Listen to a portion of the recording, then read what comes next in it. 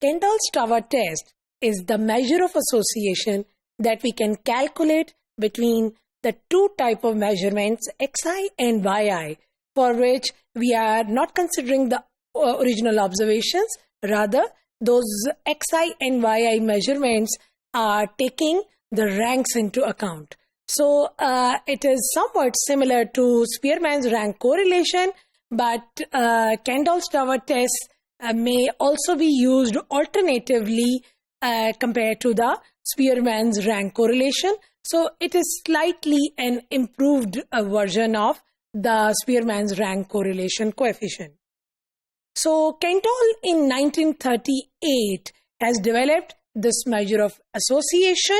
So Kendall tower test is usually based on to the ranks of xi as well as yi measurements, within which we are expecting to calculate the association, the degree of association, that whether the two type of measurements xi and yi are they independent of each other, or there is certain type of relationship between the two.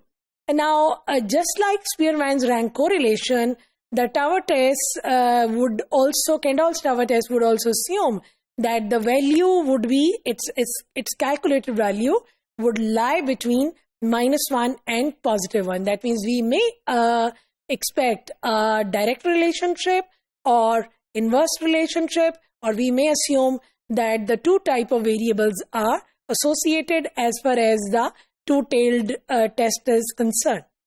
The estimated tower hat that provides us with the unbiased estimator. It is actually the unbiased estimator of our original population correlation coefficient.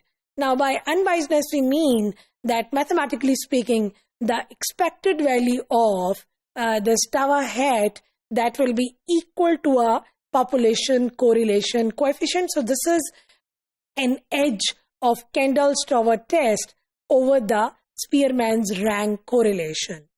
Now, as far as the tower hat is concerned, it is actually a probability. Probability of what? It is the probability of concordance minus the discordance pairs.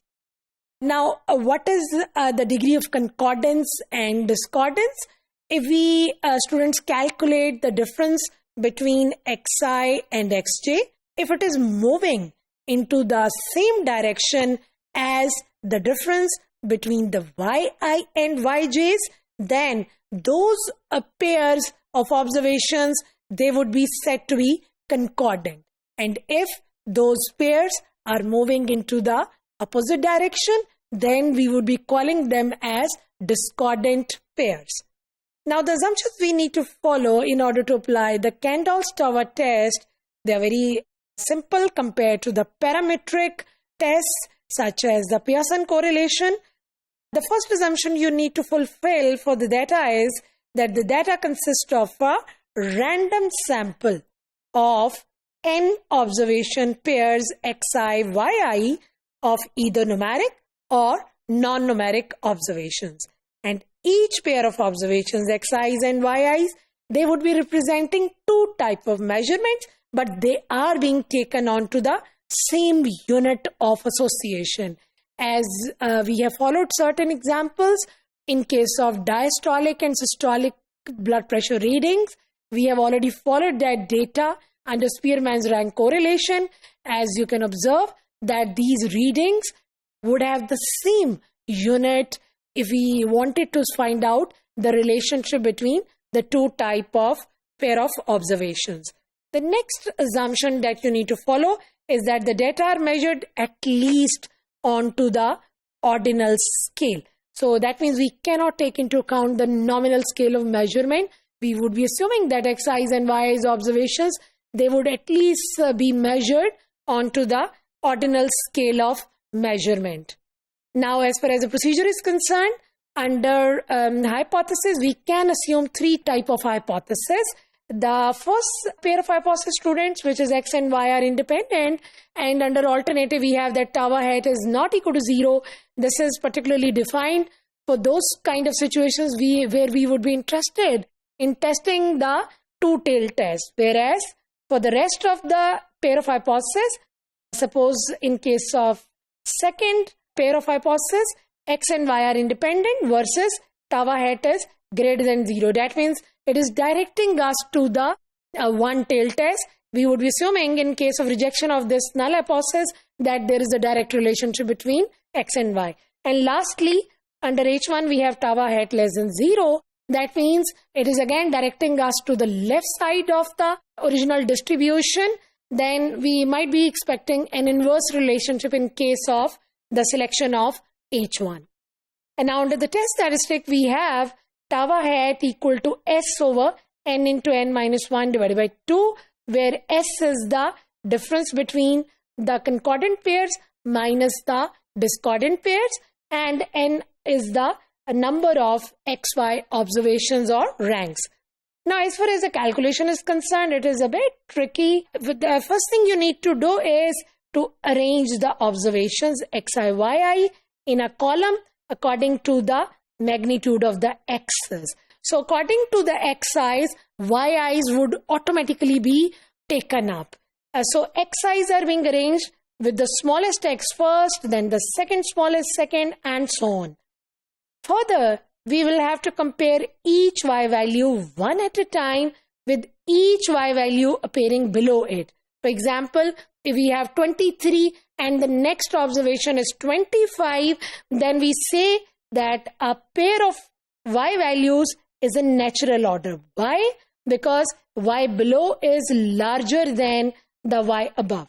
So this particular pair is known as, which is appearing in form of the natural order, this is known as the concordance, because both of the values would be moving into the same direction. Whereas we say that a pair of y values will be in the reverse natural order if the y below is smaller than the y above.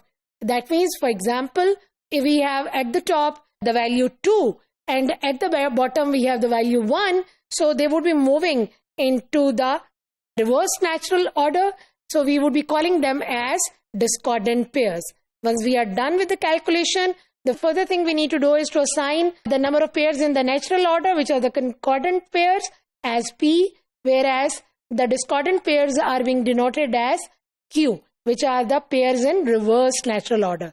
Further, we need to calculate S by taking the difference between the concordant and discordant pairs. And finally, we would have to construct our critical region.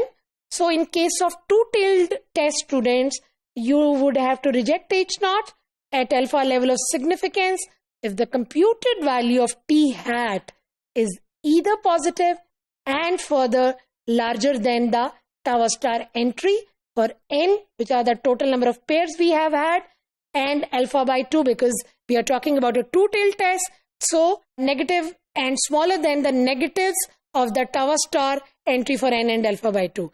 So it would be either positive and larger than the tau star entry or negative and smaller than the negative of tau star entry for the same n and alpha by 2. Whereas in case of the direct relationship, we need to reject H0 at alpha if the computed value of tau hat is positive and larger than the tau star entry for n and alpha, because we were expecting that this alternative hypothesis is leading us to the right hand side of the original form or the distribution. So it is giving us a positive and larger than the tau star entry. Whereas in case of inverse relationship, you would have to reject H0 at alpha if the computed value of tau hat is smaller than the negative of the tau star entry for the given n and alpha. So it is basically leading us to the inverse relationship in case that we have our alternative hypothesis being finding the relationship, inverse relationship between the two type of measurements. Once the calculated value is being compared with the critical value, and if these criteria are being satisfied, then we would have to reject H0 for two-tailed and one-tailed test. Otherwise, we will be accepting our null hypothesis. So this is a complete procedure as far as the Kendall's tau test is concerned.